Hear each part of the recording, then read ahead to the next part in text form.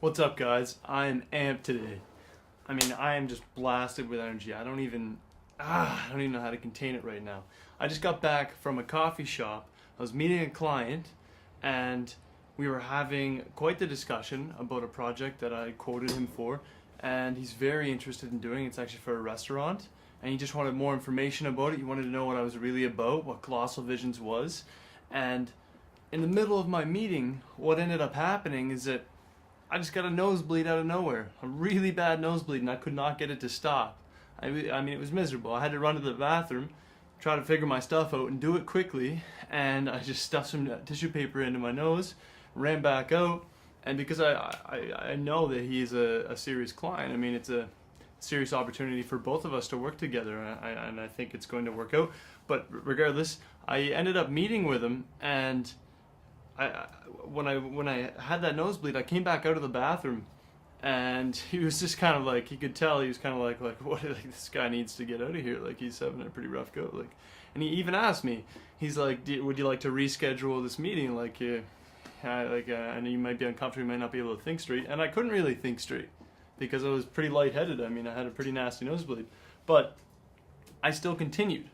I adapted in that situation. Rather than saying, yeah, you know what, like, I'm not feeling good, I don't think it's the best time to talk about business, let's reschedule our meeting. Instead of doing that, I stayed there and still met with him, and we had a great talk. You could tell he was kind of grossed out by it, but what can you do, right? It's life.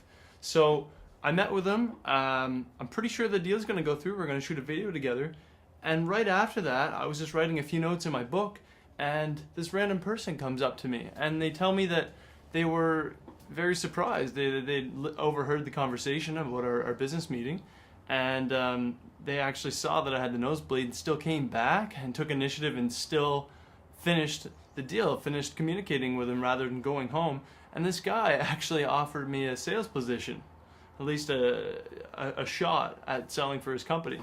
And we had a good conversation. Of course, I told him that I'm doing my own thing and that I appreciate the offer, but I'll most likely not take him up on the offer.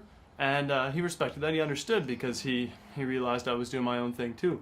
And the point behind this is that I adapted in that situation, and not only did my client recognize that and earn a little bit of like subconscious respect for me, a random stranger in the coffee shop also recognized that, and they came over and offered me an opportunity because of my nosebleed, because of something it's a negative experience. There's nothing good about a nosebleed, but it's the way I chose to treat the situation. I adapted, right?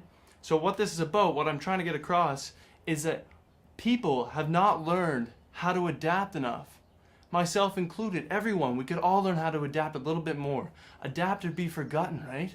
When you look around at a few markets that are available, like, for instance, like the cellular market, we're talking about like Apple and Android dominating that market. If they could not adapt, they would be gone. They'd be gone. When you look at companies like RIM, these companies like that have had issues internally inside the business with their just innovation, and they've really fallen to the wayside because they can't compete. They have not learned how to adapt properly in a swiftly changing market. So I guess what I'm trying to say is that the people that I have worked with, at least personally, and seen, some of my great friends, some even business partners, and even strangers and people I work with, a lot of them have not learned how to adapt enough.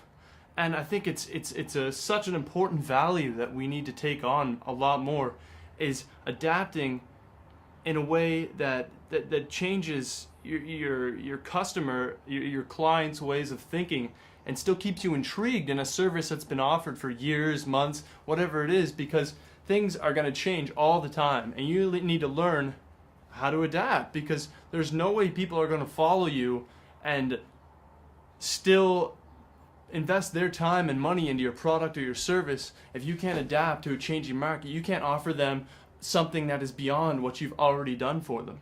It's so important that we learn how to adapt, because how are we supposed to offer a great service as time goes on, or sell great products, if we can't adapt? It applies to every part of your life, relationships, money, friends, everything like that. Things come at you, and there's nothing you can do about them. They come at you like a river. It's a never ending river. It's a constant flow, and you need to learn. We all need to learn, myself included once again, that we need to adapt more to our current situation. We need to think, open your mind up a little bit more to different ways of thinking so that you can offer something better, because in return it'll give you more value and meaning to your work if you're offering something better for your clients. You're putting something else out there. You're pushing the bar constantly. You're raising it, and it's going to give you happiness. It's going to improve every area of your life if you can learn how to adapt just a little bit more. I mean, like, I've worked with some artists. It could be musicians. It could be photographers, videographers, anything like that.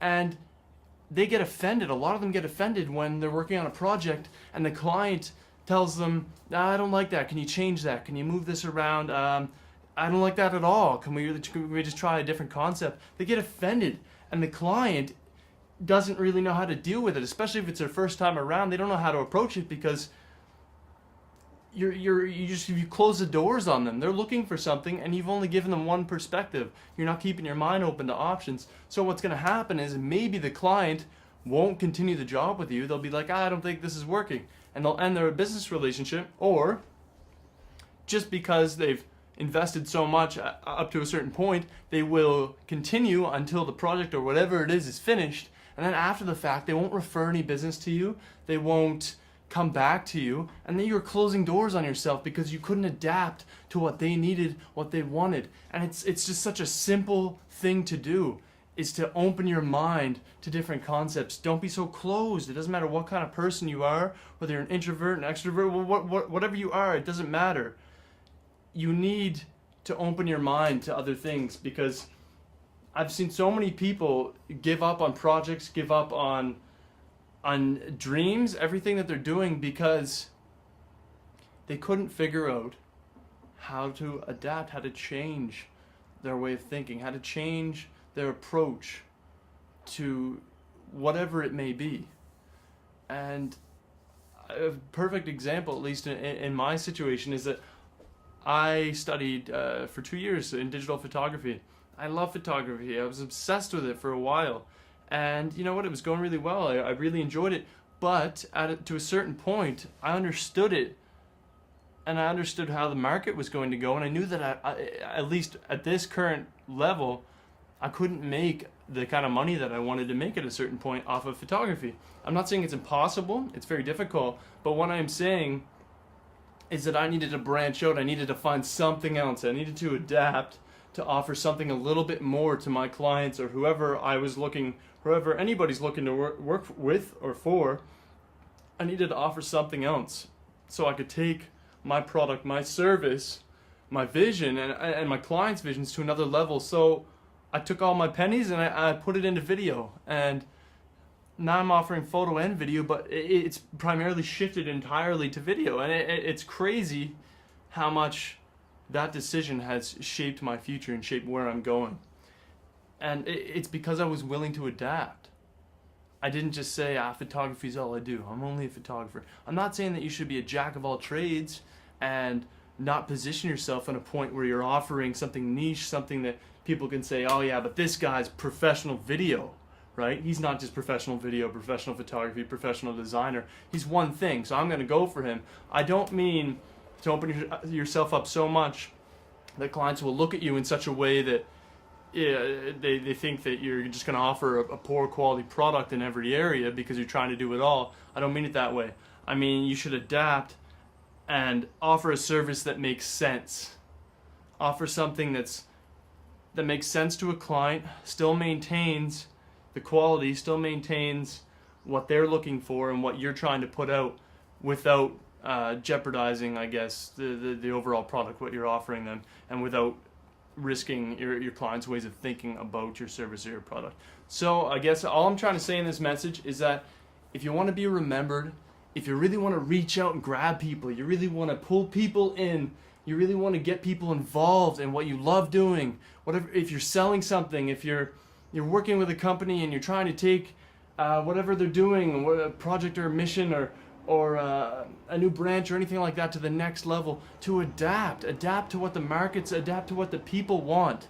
Because whatever you can offer people, the more you're going to help other people, the more you're going to get in return, the better quality of living and life you're going to have. You're going to be happy with yourself. So all I'm saying with this message, guys, is adapt or be forgotten, okay?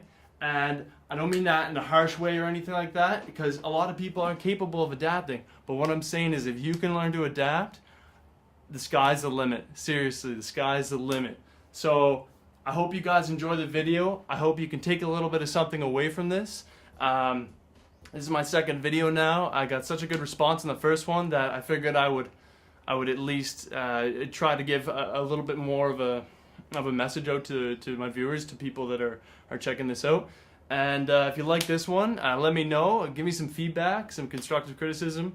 And if you want to follow some of my motivational quotes and things like that to just kind of keep your spirits up, lift you up every day, you can follow me on Twitter at HBSpeaks. Check that out. I post a few times every day. And let's do this together. I mean, let's stay motivated. Let's stay inspired. Let's push the bar. Push your own personal bar and push the bar for people around you so that you can live a better life and you can see other people enjoying a better life as well. All right. See you guys.